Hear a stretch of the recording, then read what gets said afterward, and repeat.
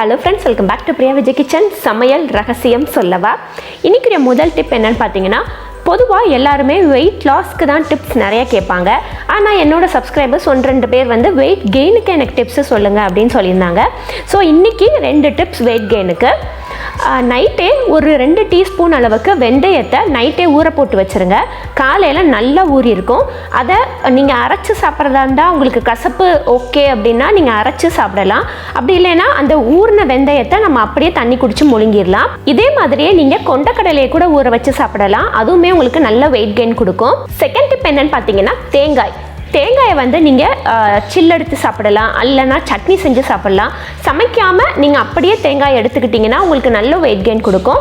அதோட தேங்காய் தண்ணியுமே உங்களுக்கு நல்ல வெயிட் கெயின் கொடுக்கும். இது எல்லாத்தையுமே நீங்கள் தைரியமாக ட்ரை பண்ணலாம். ஏன்னா இது எல்லாமே உங்களுக்கு நல்ல கொலஸ்ட்ரால் தான். நம்ம ஆயிலி ஃபுட் அந்த மாதிரி சாப்பிட்டு நம்ம வெயிட் ஏற்றுறதுக்கு பதிலாக நீங்கள் இந்த மாதிரி ஹெல்த்தியாக சாப்பிட்டு நீங்கள் வெயிட் ஏற்றலாம். தேங்க்யூ. தேங்க்ஸ் ஃபார் வாட்சிங்.